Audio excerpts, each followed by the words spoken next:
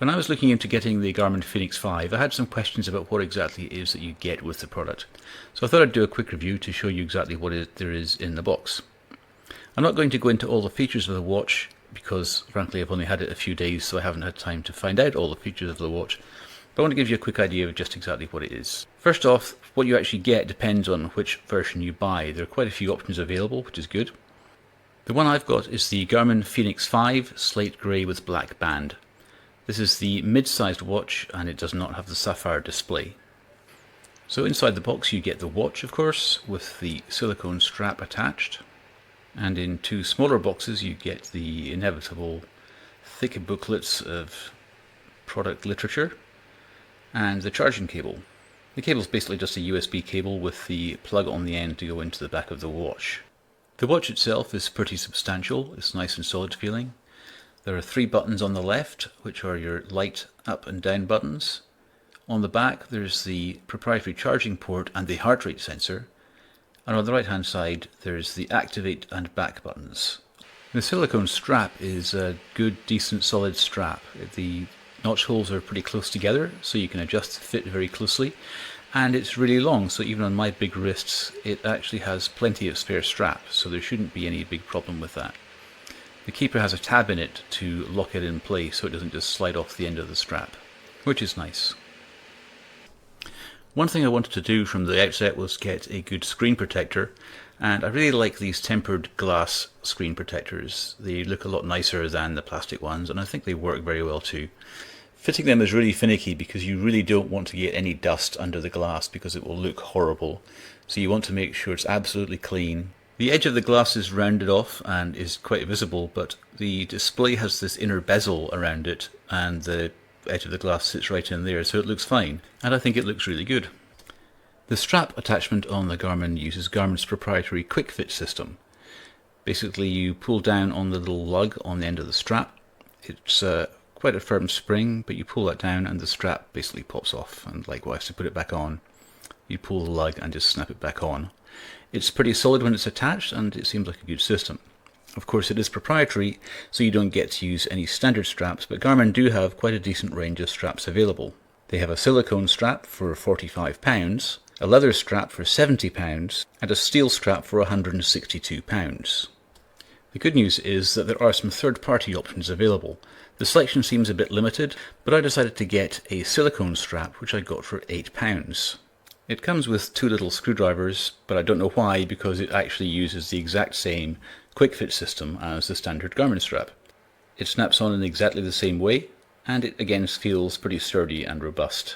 In fact, it's almost but not quite identical to the Garmin strap.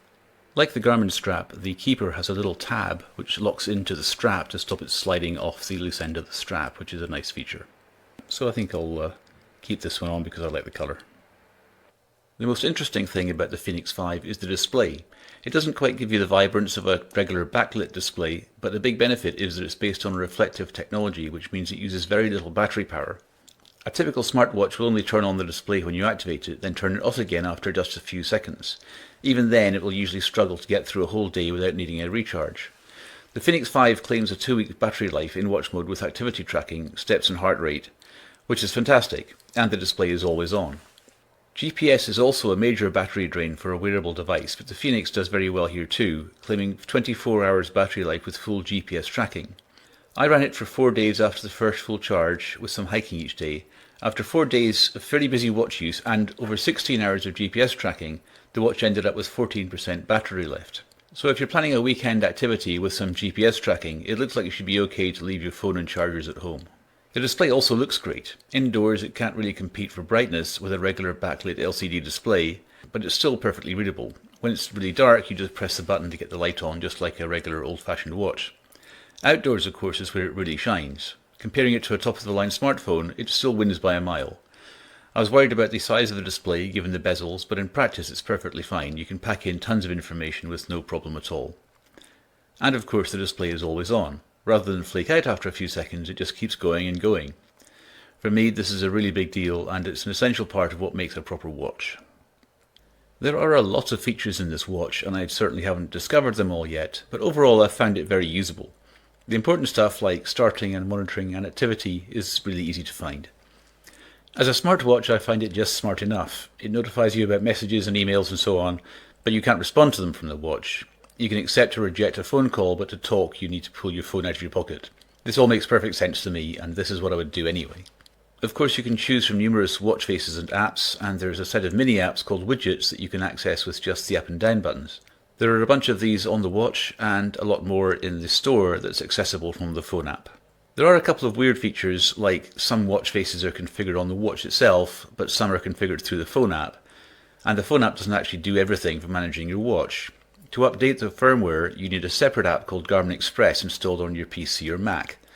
This is kind of a weird throwback to the 90s, but then again I'm not updating my firmware every day, so it's not that big a deal. For actual activity tracking, it's fantastic. It's monitoring my steps, heart rate and sleep all the time, and it tells me how many flights of stairs or some kind of equivalent I've climbed per day. For an actual activity, like hiking in my case, you start and stop the activity manually, and it tracks your course, speed, distance, and so on. There are several screens of information available during an activity, and you can customize them with different layouts and data fields. For example, I changed the default 2-field first screen for hiking to a 4-field screen which shows my calories and ascent. And once you're done, you can review all this data on the phone app or through the website. Of course, the fēnix has a built-in wrist-mounted heart rate monitor. These monitors come in for a lot of criticism, and the Garmin is no exception. So my expectations for it were pretty low, especially as I usually wear a watch pretty loose. But I wanted to give it a go, so I tightened up the strap to the point where the watch stays still while hiking, and with that the heart rate monitor has been great. It seems to always be on and always gives a sensible reading. I don't have another monitor to compare it to, but several times I've checked my heart rate against a stopwatch and the Garmin has been spot on. So I've come to be pretty confident in it. Perhaps with more intensive training like running, movement of the watch would be a problem, but for me it's been fine. If you're into sleep tracking, this watch should be good for you. Because it's not sitting on the table charging every night, it can actually track your sleep.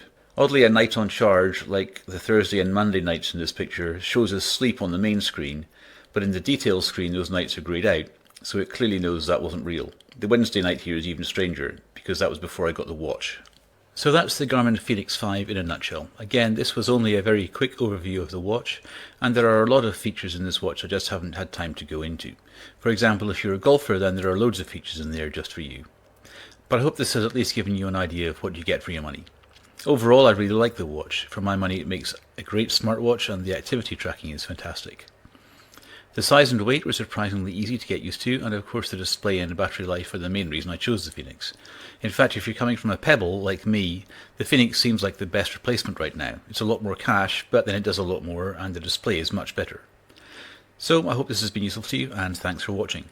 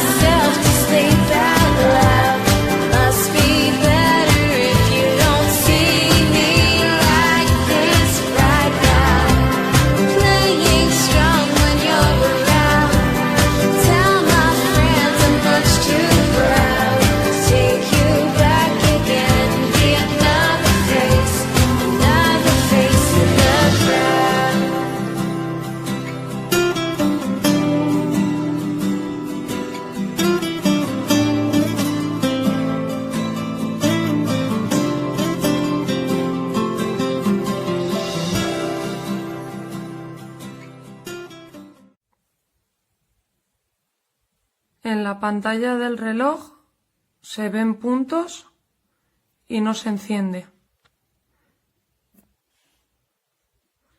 Parece una maqueta.